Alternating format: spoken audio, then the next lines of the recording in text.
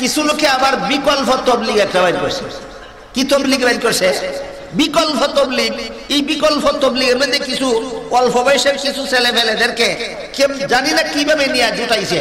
এই সমস্ত ছেলে ফেলেদেরকে যখন আমি রাস্তাঘাটে দেখতে পাই আমার বড় হাসি পায়। কেমন হাসি পায়? ছেলের মতো হাগরি বান্ধে মাথায় আর মেয়েদের মতো উড়কা ফেসায় বুকে। এইরকম একটা নূতন বিকল্প তবলিগ বাইর করছে তারা। এটা আলামত দেখলেই চিনবেন। এই বিকল্প বিশ্বজোড়া তবলিগি জমাতের বিকল্প একটা তবলিগ, যারা তবলিগ দেখতে পারে না এরা বাইর করছে। এই বিকল্প তবলিগে যারা যায় এরা অল্প বয়সে কিছু ছেলে ফেলেরা দেখতে পাওয়া যায়। এদের লিবাস দেখলেই শোনা যায় এরা বিকল্প তবলিগ। এরা লিবাসটা কেমন? ছেলেদের মতো ফাগরি বাঁধে মাথায় আর মেয়েদের মতো উড়না ফেসায় বুকে। মাথায় কি দেয়? ফাগরি। বুকে কি দেয়? উড়না। বুকের দিকে চাইলে মনে হয় এটা মেয়ে আর মাথার দিকে চাইলে বোঝা যায় ছেলে। এই যে একটা বিকল্প তবলিগ বের করলো, এই বিকল্প তবলিগের দ্বারা কোনোদিন বিশ্বজোড়া তবলিগকে ডাউন দেওয়া যাবে না। ডাউন দেওয়া যাবে না কিভাবে? এই কথাটা আপনাদেরকে বুঝাবার জন্য এক ব্যাঙের গল্প কইয়া শেষ করি। এক ব্যাঙ তার বাচ্চারে কচু গাছের কচুর পাতার নিচে রেখে গেছে আদার করতে। ব্যাঙের বাচ্চা তো নৌকের সমান, আর ব্যাঙ হলো ধরেন একটা ডিমের সমান।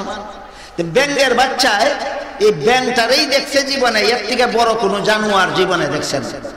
ব্যাঙের বাচ্চায় মনে করতো যে আমারে জন্ম দিছে যে ব্যাঙে, এর থেকে বড় কোনো জানোয়ার দুনিয়াতে নাই।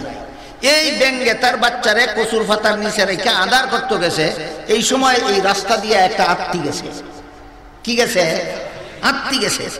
আত্মি দেখতে তো ব্যাঙের বাচ্চা একেবারে দুই চক্ষু উল্টে পাল্টে গেল, হাক্কা বাক্কা। আরে বাপরে বাপ, অত বড় জানোয়ার আল্লাহ দুনিয়াতে বানাইছে। আমি তো এতদিন মনে করছি আমারে যে ব্যাঙে জন্ম দিছে এর চেয়ে বড় কোনো জানোয়ার দুনিয়াতে নাই। কথাটা মনে রাখলো। ব্যাঙ যখন আদার করে কচু পাতার তলে আসলো তখন বাচ্চায় কয়, আমি এতদিন মনে করছি তোমার চেয়ে বড় কোনো জানোয়ার দুনিয়াতে নাই, আজকে আত্মি দেখছি, আত্মির মতো বড় জানোয়ার আল্লাহ দুনিয়াতে আর বানাইছেন। তখন ব্যাঙে কয়, কি কস, আমার থেকে বড় হইব আত্মি? কয়, হ্যাঁ অবশ্যই তোমার থেকে বড়। কয়, কত বড়? দেখছাই খুইয়া গাল ফুলাইছে। ব্যাঙে গাল ফুলাইলে আত্মি রমান হয়।